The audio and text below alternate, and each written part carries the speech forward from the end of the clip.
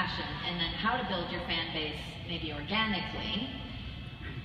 How do you switch midstream? How do you rebuild your fan base? I hesitate to say rebuilding a fan base. Okay. I mean, I started skateboarding when I was very young, and at a time when it was in a very downward spiral of popularity. And when I fell in love with it, when I really felt like I was getting good at it and that I was progressing, is the time when it was the deadest. So it was hard to find any support. It was hard to find fans, obviously. The only fans of skating then were the hardcore skaters themselves, which were very few and far between. But so I learned to just do it because I absolutely loved it. And I was young enough that I didn't think I was going to make a career out of it. But slowly got better at it and started doing well in competition. You know, I turned pro when I was 14, and I know that sounds fabulous, but that just means I checked the box for pro instead of amateur in the entry form.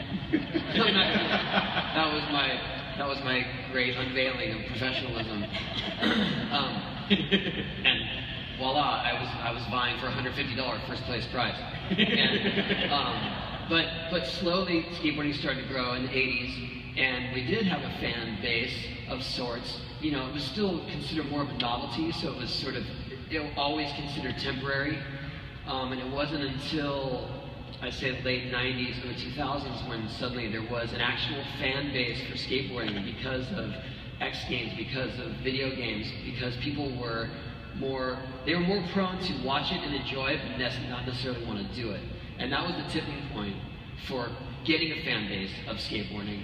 But the breakthrough for me was social media, because before social media, it was, and I guess those are the shifts that I went through. You know, those right. Not reinventing, but discovering new ways to do it. When we would do video games, I hated focus groups. I hated them with a passion. Clearly, that's a thing. Yeah, and it was always like, it was this small, yeah. you know, it was this very small group of people. And it was like, show them this, show them that, and then they would come to me like, well, this is the commercial concept that had the best. I was like, that sucks.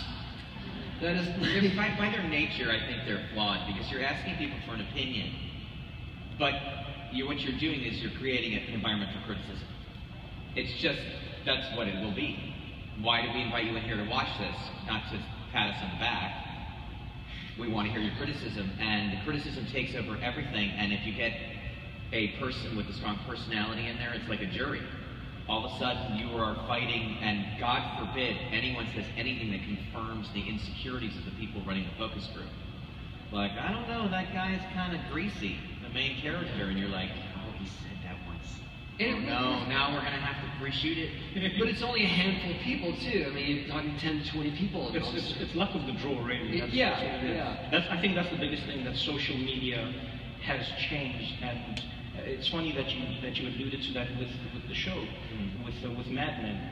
I think what we're starting to realize is there's a big gap between what we are told are our fans or viewers or customers, and then versus the reality of it. Yes. So like you say, you get the numbers for what the advertisers Right. ratings, and then iTunes gets, oh, there's another million people Right. that don't count towards your numbers, but they exist. And then you go, Right. oh, and there's another 2 million on TiVo that don't count towards your numbers, but they exist. The same thing happens with the skateboarding and so on. But social media gave people a direct link. It's a direct link to your fan base, to your customer.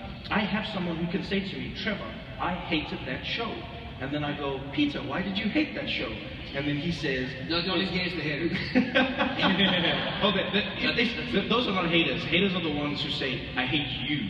Yeah. That's what I've learned. The True. difference Yes. between a hater and a fan is somebody, a hater does not care, you cannot please them. It's personal. Yeah, a fan is somebody who'll go, hey, hey Tony, I'm a big fan of yours, but I didn't appreciate, I guess, that trick that you did on that day. It didn't appeal to me. I don't know if your fans would have any reason to hate, but I found that people would say to me, sometimes it would be a minor detail. Someone would go, I couldn't hear you in the back of the room. No one would have told me that before. You find you're doing a big room and they go, I couldn't hear you. That's why I didn't like Doesn't it usually, I mean, I have to say there was something, just because we didn't seek a fan base, as soon as I saw that there was one, I did something that was not done on The Sopranos, at least by David, which is that I engaged immediately in a conversation to sort of talk about how things worked behind the scenes, what my process was. I didn't ever want to break the illusion of the show but I started answering these